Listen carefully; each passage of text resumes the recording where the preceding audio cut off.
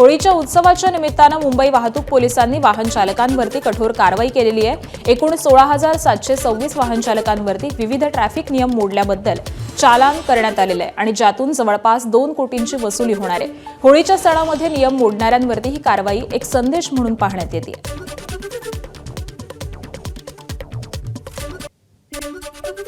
होळी आणि धुलीवंदन सणाच्या पार्श्वभूमीवरती ठाणे पोलीस आयुक्तालय क्षेत्रातील वाहतूक नियमांचं उल्लंघन करणाऱ्यांवरती कठोर कारवाई करण्यात आली। ठाणे शहर वाहतूक शाखेनं 5 परिमंडळामध्ये नाकाबंदी करून एकूण 1,681 जणांवरती कारवाई केली आहे। वाहतूक शाखेचे पोलीस उप आयुक्त पंकज शिरसाट यांनी दिलेल्या माहितीनुसार या कारवाईमध्ये मद्यपी चालक, विना हेल्मेट दुचाकीस्वार, ट्रिपल सीट दुचाकीस्वार यांचा समावेश आहे।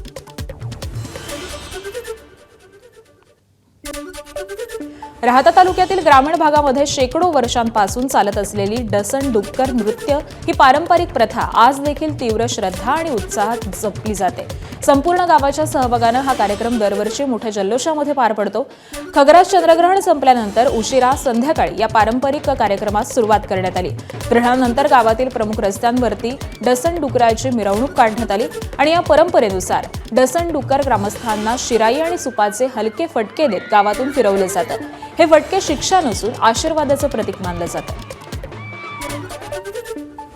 गोंदिया जिल्ह्यातील देवरी विधानसभा क्षेत्राचे आमदार संजय पुराम यांनी होळी उत्सवामध्ये आदिवासी गाण्यावरती नृत्य करत उत्सवाचा आनंद लुटला। पुराडा या त्यांच्या गावी होळी सण साजरा केला जात असताना पारंपरिक आदिवासी गाण्यांचा कार्यक्रम सुरू होता। यावेळी आमदार पुराम आणि त्यांच्या पत्नी सविता पुराम यांनी उपस्थितांसोबत आदिवासी गाण्यावरती ठेका धरला। कार्यक्रमादरम्यान परिसरामध्ये उत्साहाचं वातावरण पाहायला मिळालं। स्थानिक नागरिक देखील मोठ्या संख्येनं सहभागी झाले। आगामी सिंहस्थ कुंभमेळा पार्श्वभूमीवरती तपोवन परिसरातील वृक्षतोडीच्या चर्चेनंतर नाशिक महानगरपालिकेकडून डॅमेज कंट्रोल सुरू करण्यात आलाय। महानगरपालिकेच्या वृक्ष प्राधिकरण विभागाच्या माध्यमातून वृक्षगणना, वृक्षारोपण आणि वृक्ष संवर्धन या उपक्रमांची सुरुवात करण्यात आली आहे। रस्ते विकासासह उभारल्या जाणाऱ्या प्रकल्पांमुळे होणाऱ्या वृक्षतोडीच्या पर्यायी उपाययोजनांवरती ही योजना केंद्रित आहे आणि या वृक्षतोडीच्या बदलत्या मोठ्या प्रमाणावरती वृक्ष लागवड प्रस्तावित करण्यात आली आहे आणि त्यासाठी या अंदाजपत्रकामध्ये तब्बल 8 कोटींची तरतूद करण्यात आलेली आहे। बदलापूर स्त्रीविष विक्री प्रकरणाचे धागेदोरे राज्यभरामध्ये पसरल्याचं उघड झालेलं असून या प्रकरणी पोलिसांनी ठाणे, नाशिक इथं IVF सेंटर चालवणारा मुख्य आरोपी डॉक्टर अमोल पाटीलला अटक केली आहे। त्याला नाशिकमधून बेड्या ठोकण्यात आल्यात। आतापर्यंत पोलिसांनी या स्त्रीविष विक्री प्रकरणामध्ये 4 महिला आरोपींसह एका पुरुषाला अटक केली आहे। मुख्य आरोपी असलेल्या डॉक्टर अमोल पाटीललाही अटक झाल्यामुळे आणखी मोठे खुलासे होण्याची शक्यता पोलिसांनी व्यक्त केली आहे। सुट्टे पैसे नाहीत म्हणून एका महिलेला स्वच्छतागृहामध्ये जाण्यापासून रोखण्यात आल्याची घटना बदलापूर रेल्वे स्थानकामध्ये घडली आहे। संबंधित महिलेकडे 500 रुपये होते। स्वच्छतागृहाबाहेर असलेल्या महिलेनं प्रवासी महिलेकडे 5 रुपयांची मागणी केली, पण सुट्टे पैसे नसल्यामुळे प्रवासी महिलेला स्वच्छतागृह वापरू दिले नाही। ही बाब शिक्षक आमदार ज्ञानेश्वर म्हात्रेंना कळताच त्यांनी थेट रेल्वे स्थानक गाठलं। संबंधित कर्मचाऱ्यावरती गुन्हा दाखल करण्याची मागणी त्यांनी केली आहे। मात्र गुन्हा दाखल करण्यामध्ये टाळाटाळ होत असल्यामुळे आमदार म्हात्रेंनी थेट RPFच्या कार्यालयामध्ये ठिय्या आंदोलन केलं आणि त्यानंतर संबंधित महिलेवरती गुन्हा दाखल झाला। दरम्यान या घटनेमुळे स्वच्छतागृहाचा वापर करण्यासाठी प्रशासनाकडून बेकायदेशीरपणे पैसे घेत जात असल्याची धक्कादायक बाब ही समोर आली आहे। संबंधित महिला हे पैसे कोणाच्या सांगण्यावरून घेत होती याचा तपास करण्याची मागणी देखील आता समोर येते। एक महिलेला त्या ठिकाणी त्यांनी पैसे नाहीत म्हणून त्या ठिकाणी वॉशरूमला जाऊ दिलं नाही। ही किती लाजेवाडी गोष्ट साहेब। म्हणजे माणूस की काय आहे की नाही, म्हणजे पैसे देणार ठीक आहे, स्वच्छेने कुणी दिले तर आम्ही काय ना म्हणणार नाही, पण ज्यावेळेला एखादी महिला तिला वॉशरूमला जायचं ती वॉशरूम करते साहेब, ही किती लाजेवाडी गोष्ट आहे। शिर्डीत एका शिक्षकानं 8वीत शिकणाऱ्या एका मुलीवरती अत्याचार केल्याप्रकरणी गुन्हा दाखल करण्यात आलाय। शाळेत मुलगी एकटी राहत असल्याचा गैरफायदा घेत शिक्षकानं तिच्याशी जवळीक वाढवल्याची माहिती आहे। आरोपी शिक्षकाविरोधामध्ये पॉक्सो अंतर्गत गुन्हा दाखल करण्यात आलेला असून आरोपीला पोलिसांनी बेड्या ठोकल्या। पॉक्सो आणि इतर कलमांमुळे गुन्हा दाखल झालेला आहे। गुन्ह्यामधील आरोपी हा शिक्षक आहे आणि धारगाव पोलिसांनी त्याला 1 तासाच्या आत अटक करून आज रोजी माननीय न्यायालयामध्ये PCR करिता हजर केलेला होता। माननीय न्यायालयाने 6 तारखेपर्यंतचा PCR आरोपी त्याचा दिलेला आहे। पुणे जिल्ह्यातील कापूरहोळ परिसरामध्ये भर दिवसा अपहरणाची खळबळजनक घटना घडली आहे. एका नामांकित व्यापाऱ्याच्या 18 वर्षीय मुलाचं XUV कारमधून अपहरण करण्यात आलंय. मात्र जेजुरी पोलीस स्टेशन आणि स्थानिक ग्रामस्थांच्या सतर्कतेमुळे पोलिसांनी तात्काळ नाकाबंदी करत मुलाची सुखरूप सुटका केली. या प्रकरणी अक्षय झुंगुळकर आणि अक्षय भालेराव यांना ताब्यात घेण्यात आलेलं असून फरार आरोपींचा शोध सुरू आहे. अपहरणामागचं नेमकं कारण काय याचा तपास सध्या जेजुरी पोलीस करतायत. पंढरपूर शहरामध्ये पोलिसांच्या कारवाईत वाद निर्माण झालेला असून ट्रक चालकाला मारहाण केल्याचं समोर आलंय. सांगोला रोडवरील चौकामध्ये अडचण वाहनं घेऊन आलेल्या चालकानं नो एंट्रीचं उल्लंघन केल्यामुळे पोलिसांनी त्याच्याकडून 2,000 रुपये घेतले. मात्र त्याची पावती दिली नाही असा चालकाचा आरोप आहे. पुढे काही अंतर गेल्यानंतर चालकाच्या मोबाईलवरती 1,000 रुपयांच्या दंडाचा मेसेज आल्यामुळे तो चौकशीसाठी परत आला आणि त्यावेळी पोलिसांनी त्याला बेदम मारहाण केल्याचं चालकाचं म्हणणं आहे. या घटनेचा व्हिडिओ सोशल मीडियावरती व्हायरल झालेला असून मोहोळचे आमदार राजाभाऊ खरे घटनास्थळावरून जात असताना त्यांनी वरिष्ठ अधिकाऱ्यांना बोलावून नाराजी व्यक्त केली आहे. यावेळी स्थानिक नागरिकांनी देखील वाहतूक शाखेविरोधामध्ये संताप व्यक्त केला. दरम्यान शहर पोलीस निरीक्षक दशरथ वाघमोडे यांनी चालकानं नो एंट्रीचं उल्लंघन केल्यामुळे नियमांनुसार कारवाई करून दंडाची पावती दिल्याचा दावा केलेला आहे.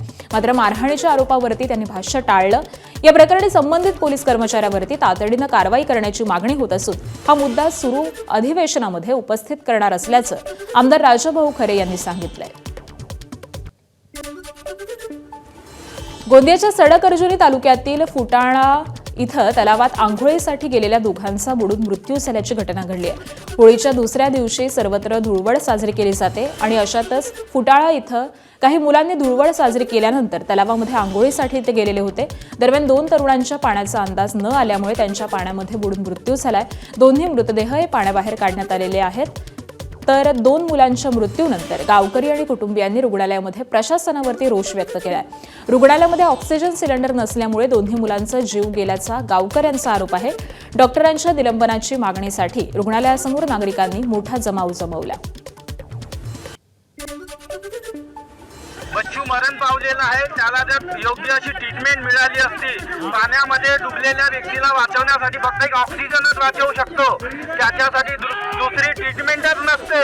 जर इथं कदाचित ऑक्सिजन असता तर आमचे दोन्ही बच्चू जर वाचले असते. कुणी रुग्णवाहिका आपल्या पेशंट सोबत बिझी असल्यामुळे आपण त्यांना वेळेवर 108ची सुविधा न भेटल्यामुळे आपण त्यांना प्रायव्हेटच्या गाडीने पाठवण्यात आलं आणि प्रायव्हेटच्या गाडीमध्ये आपण ऑक्सिजनची सुविधासुद्धा उपलब्ध करून दिली.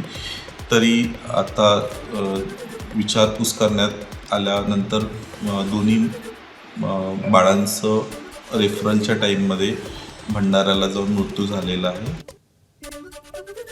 भंडाऱ्याच्या प्रसिद्ध रावणवाडी जलाशयामध्ये जलपर्यटन करताना बोट उलटल्यानं नागपूरचा एक 30 वर्षीय तरुण बुडून मृत्यू पावलाय. धुळवडीची सुट्टी साजरी करण्यासाठी नागपूरहून 20 ते 22 तरुणांचा गट भंडाऱ्यातील रावणवाडी इथं फिरण्यासाठी आलेला होता. काठापासून काही अंतरावरती गेल्यानंतर पाण्याचा अंदाज न आल्यामुळे बोट ही अचानक उलटली. बोटीमध्ये असलेले इतर 5 जण पोहत सुरक्षितपणे बाहेर पडले. मात्र खोल पाण्याचा अंदाज न आल्यामुळे सौरभ मेहरा या तरुणाचा बुडून मृत्यू झालाय. मध्य प्रदेशातील सेंधवा इथं अगरबत्ती कारखान्यावरती टाकलेल्या दरोड्याचा शिरपूर पोलिसांनी अवघ्या काही तासांमध्ये छडा लावलाय. पहाटेच्या सुमारास 5 जणांनी कारखान्यावरती दरोडा टाकून 1 लाख रुपये रोख, 3 मोबाईल आणि 1 चारचाकी वाहन लंपास केलं होतं. आरोपी शिरपूरच्या दिशेनं पसार झाल्याची माहिती मिळताच शिरपूर तालुका आणि शहर पोलिसांनी संयुक्त कारवाई करत 5ही दरोडेखोरांना अटक केली आहे. त्यांच्याकडून तब्बल 19,12,000 रुपयांचा मुद्देमाल हा जप्त करण्यात आलाय. जळगाव शहरातील मेहरुण परिसरामध्ये जुन्या वादातून 2 गट आमनेसामने आल्यानं तणाव निर्माण झाला होता. मिळालेल्या माहितीनुसार दोन्ही गट हे समोरासमोर आल्यामुळे वाद उफाळला आणि एकमेकांवरती दगडफेक करण्यात आली. या घटनेमध्ये 2 जण जखमी झालेले असून त्यापैकी एकाला उपचारासाठी रुग्णालयामध्ये दाखल करण्यात आलंय. घटनेची माहिती मिळताच पोलिसांनी तात्काळ घटनास्थळी धाव घेत जमाव पांगवला. परिसरामध्ये सध्या कडेकोट पोलीस बंदोबस्त तैनात करण्यात आलाय. वाशिम जिल्ह्यातील कोंडाळा महाली परिसरामध्ये भरधाव क्रुझर गाडीचा भीषण अपघात झाला. अपघातानंतर वाहनानं अचानक पेट घेतल्यामुळे संपूर्ण गाडी जळून खाक झाली. प्राथमिक माहितीनुसार भरधाव वेगामध्ये असलेली क्रुझर गाडी अचानक नियंत्रणाबाहेर गेल्यामुळे हा अपघात घडला. अपघातानंतर काही क्षणांमध्येच गाडीनं पेट घेतला. आगीची तीव्रता इतकी होती की संपूर्ण वाहन काही वेळामध्ये जळून खाक झालंय.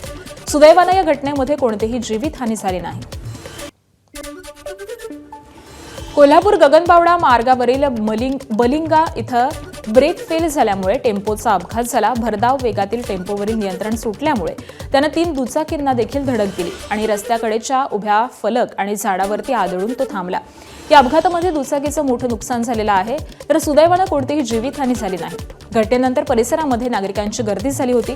पोलिसांनी घटनास्थळी धाव घेत पंचनामा सुरू केलेला असून काही काळ वाहतुकीमध्ये अडथळा निर्माण झाला होता. खारोड रेल्वे स्टेशन परिसरामध्ये चालत्या ट्रेनमधून 2 इसम खाली पडल्याची घटना घडली आहे. सुदैवानं या घटनेमध्ये दोघेही किरकोळ जखमी झालेले आहेत. संबंधित दोन्ही इसम हे दारूच्या नशेमध्ये होते. प्रवासादरम्यान तोल गेल्यामुळे ते चालत्या ट्रेनमधून खाली पडल्याचं प्राथमिक तपासामध्ये समोर आलंय. या घटनेची माहिती मिळताच पोलीस तात्काळ घटनास्थळी दाखल झाले. जखमी दोघांना तातडीनं जवळच्या रुग्णालयामध्ये उपचारासाठी हलवण्यात आलं आणि दरम्यान उत्सवाच्या काळामध्ये नागरिकांनी विशेषतः रेल्वे प्रवास करताना अधिक काळजी घ्यावी असं आवाहन पोलिसांकडून करण्यात येत आहे. जळगावच्या रावेरमध्ये अमृत योजनेच्या पाईपना आग लागल्याची घटना घडली आहे. देशमुख प्लॉट परिसरामध्ये लागलेल्या या आगीमध्ये धुराचे प्रचंड लोट पाहायला मिळाले. माहिती मिळताच रावेर, सावदा आणि फैजपूर इथल्या अग्निशमन दलाच्या 5 ते 6 बंबांनी शर्थीचे प्रयत्न करत आगीवरती नियंत्रण मिळवलंय. तर या घटनेमध्ये अंदाजे 40 ते 45 लाखांचं नुकसान झालेलं आहे. नांदेड इथून बहुप्रतीक्षित नांदेड गोवा विमानसेवा 31 मार्चपासून सुरू होत असून त्याबरोबरच नांदेड नागपूर विमानसेवा देखील पुन्हा प्रवाशांच्या सेवेमध्ये दाखल होणार आहे. शुक्रवार वगळता आठवड्यातील 6 दिवस ही सेवा उपलब्ध राहणार आहे. या सेवेमुळे नांदेडच्या विकासाला मोठी गती मिळणार आहे. त्याबरोबरच उद्योग, पर्यटन, शिक्षण आणि व्यावसायिक क्षेत्राला देखील निश्चित याचा मोठा फायदा होईल. साताऱ्याच्या वाई तालुक्यातील बावधन इथं प्रसिद्ध बगाड यात्रेची तयारी ही अंतिम टप्प्यामध्ये पोहोचली आहे. यंदाच्या बगड्या मोहण्याचा मान हा विठ्ठल कदम यांना मिळालेला असून रविवारी 8 मार्च रोजी यात्रेचा मुख्य सोहळा हा पार पडणार आहे. 16 वर्षांपूर्वी केलेल्या नवस्फूर्तीसाठी विठ्ठल कदम यांना हा मान मिळाल्याची माहिती आहे. दरवर्षीप्रमाणे यंदा देखील या बगाड यात्रेला महाराष्ट्रभरामधून भाविकांची मोठी गर्दी अपेक्षित आहे.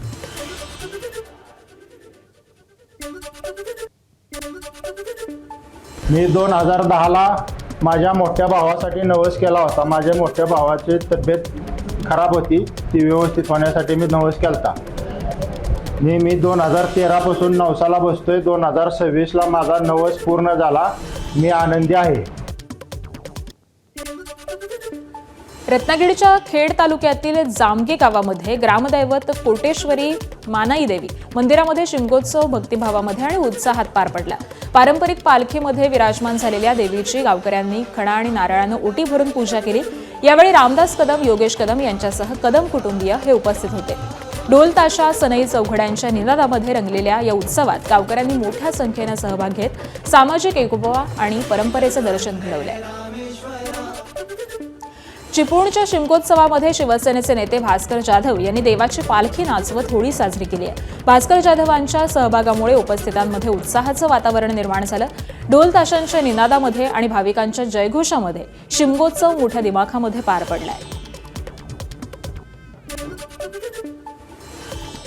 नाशिकच्या मालेगावातून उमराह यात्रेसाठी गेलेल्या हजाराहून अधिक मुस्लिम भाविकांच्या कुटुंबियांची चिंता वाढली आहे. इराण-इस्रायल संघर्षाच्या पार्श्वभूमीवरती ही काळजी व्यक्त केली जात असली तरी सर्व भाविक हे सध्या सौदी अरेबियामध्ये सुखरूप असल्याची माहिती ट्रॅव्हल कंपनीने दिली आहे. रमजान महिन्यामध्ये सुरू झालेली ही यात्रा अद्याप पूर्ण झालेली नसून सुमारे 20% भाविकांची यात्रा ही संपलेली आहे. दरम्यान प्रशासन भाविकांच्या सतत संपर्कात असून त्यांना परत आणण्यासाठी आवश्यक प्रयत्न सुरू असल्याचं सांगितलं जात आहे. सोलापूरमध्ये 28 आणि 29 मार्च रोजी 4थ्या महिला महाराष्ट्र केसरी कुस्ती स्पर्धेचं आयोजन करण्यात आलंय. निर्जरा केअर फाउंडेशन यांच्याकडे स्पर्धेचं संयोजक पद देण्यात आलेलं असून 400हून अधिक खेळाडू या स्पर्धेमध्ये सहभागी होणार आहेत. केंद्रीय राज्यमंत्री मुरलीधर मोहोळ यांनी या स्पर्धेला आपला पाठिंबा दर्शवलेला असून सिद्धेश्वर पेठेतील हरिभाई देवकर रण प्रशालेमध्ये ही स्पर्धा रंगणार आहे. 37 राज्यसभा जागांसाठी होणाऱ्या निवडणुकीसाठी भाजपनं आपल्या उमेदवारांची यादी जाहीर केली आहे. नितीन नबीन तेराश गोवाला, जोगेन मोहन, लक्ष्मी वर्मा, संजय भाटिया, मनमोहन सामल, सुजित कुमार अशा काही मुख्य नावांचा यामध्ये समावेश आहे. काँग्रेसकडून मात्र उमेदवारांची यादी अद्याप जाहीर नाही. 5 मार्चला नाव नोंदणीची अंतिम तारीख आहे. 26 फेब्रुवारीला रंगबंधनामध्ये अडकलेले दाक्षिणात्य इंडस्ट्रीतील सर्वांचं आवडतं कपल विजय देवरकोंडा आणि रश्मिका मंदानाचे संगीत नाईटमधील फोटो आणि व्हिडिओ समोर आले. पती पत्नी म्हणून लग्नाचे फोटो पोस्ट केल्यानंतर दोघांनी त्यांच्या संगीत नाईटचे फोटोही शेअर केलेत. यामध्ये रश्मिका विजयच्या मिठीमध्ये आहे आणि दोघे आनंदामध्ये डान्स करताना दिसत आहेत. लग्नानंतर विजय आणि रश्मिका राणाबली सिनेमामध्ये एकत्र झळकणार आहेत. आखाती देशांच्या वाढत्या तणावामुळे फ्रान्समधील नागरिकांमध्ये पेट्रोलच्या किमती वाढण्याची आणि तुटवडा होण्याची भीती पसरली आहे. होर्मुझ हा जागतिक तेल वाहतुकीसाठी महत्त्वाचा मार्ग असून या भागातील संघर्षामुळे बाजारामध्ये अस्थिरता निर्माण झाली आहे आणि त्यामुळे पॅरिसच्या अनेक पेट्रोल पंपावरती लांबलचक रांगा लागलेल्या आहेत. केंद्रीय राज्यमंत्री रामदास आठवले यांनी मुख्यमंत्री देवेंद्र फडणवीस यांची भेट घेतली. सूत्रांच्या माहितीनुसार राज्यसभा निवडणुकीच्या पार्श्वभूमीवरती या दोन्ही नेत्यांमध्ये महत्त्वपूर्ण चर्चा झाल्याचं समजतंय. आगामी राजकीय घडामोडी लक्षात घेता ही भेट महत्त्वाची मानली जाते. सोबतच राज्यातील विविध विकास कामांसाठी निधी उपलब्ध करून देण्यासंदर्भात देखील चर्चा झाल्याची माहिती आहे. मात्र भेटीबाबत अधिकृतरित्या तपशील हा जाहीर करण्यात आलेला नाही. राज्यसभेच्या जागेसाठी माजी खासदार हेमंत गोडसे इच्छुक असल्याची माहिती आहे. 7 जागांसाठी निवडणूक होतीये. यामध्ये शिवसेनेच्या वाट्याला 1 जागा सुटली आणि त्यामुळे या जागेसाठी हेमंत गोडसे इच्छुक असल्याची माहिती आहे. आगामी कुंभमेळ्याच्या पार्श्वभूमीवरती नाशिकमध्ये शिवसेनेनं वर्चस्व राहावं याकरता गोडसेंचं नाव हे चर्चेत आणलेलं आहे. दरम्यान अंतिम निर्णय एकनाथ शिंदे घेणार असल्याचं गोडसेंनी सांगितलं.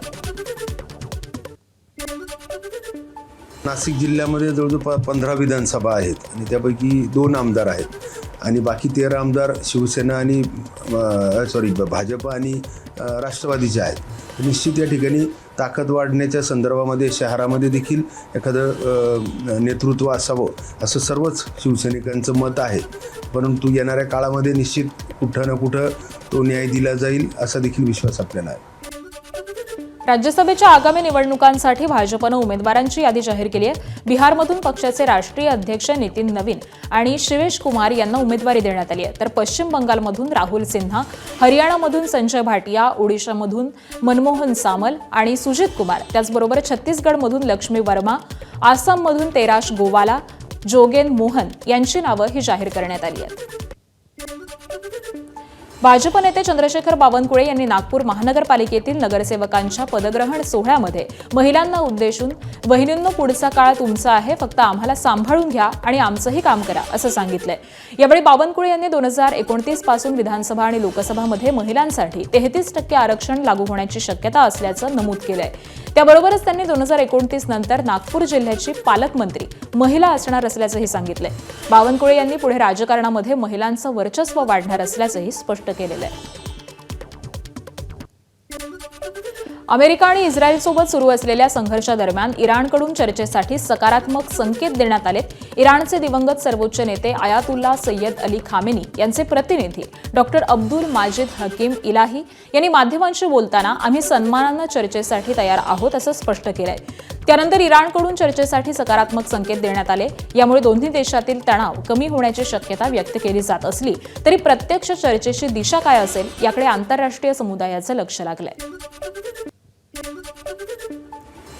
इस्रायलचे पंतप्रधान बेंजामिन नेतान्याहू यांनी पामा चीममधील एअरफोर्स बेसला भेट दिली आणि रक्षा मंत्री आणि chief of the general staff यांच्यासह ऑपरेशनल माहिती घेतली. दौऱ्यादरम्यान नेतान्याहूंनी ऑपरेटर्स आणि तांत्रिक टीमशी संवाद साधला. Roar of the lion operation दरम्यान त्यांच्या कार्यासाठी त्यांचं कौतुकही केलंय. दरम्यान इस्रायल मजबूतपणे इराणवरील हल्ले सुरू ठेवणार असल्याचं नेतान्याहू यांनी स्पष्ट केलं. इराणकडे आता हवाई संरक्षण, नौदल, रडार आणि हवाई शोध यंत्रणा काहीही शिल्लक नाही आणि ते इस्रायलवरती हल्ला करण्याच्या तयारीत होते असं थेट विधान डोनाल्ड ट्रम्प यांनी केलंय. इराणचे लोक वाईट आहेत, ते फक्त नागरी ठिकाणं, हॉटेल्स आणि अपार्टमेंट्सवरती हल्ला करतात. आम्ही ज्या ठिकाणी योग्य आहे तिथंच हल्ले करत असल्याचं ट्रम्प यांनी सांगितलंय. दरम्यान जर्मनीचे चान्सलर मेर्ज यांनी देखील ट्रम्प यांच्याशी सहमती व्यक्त केली आहे. इराणचे सर्वोच्च नेते आयातुल्ला खामेनेई यांच्या मृत्यूनंतर देशाच्या सर्वोच्च नेत्याच्या निवडीसाठी बोलावण्यात आलेल्या असेंब्ली ऑफ एक्सपर्ट्स सभेवरती अमेरिका आणि इस्रायलनं हवाई हल्ला केला. या हल्ल्यामध्ये बहुतेक सभा सदस्यांचा मृत्यू आणि बरेच जखमी झाल्याची माहिती मिळते आहे.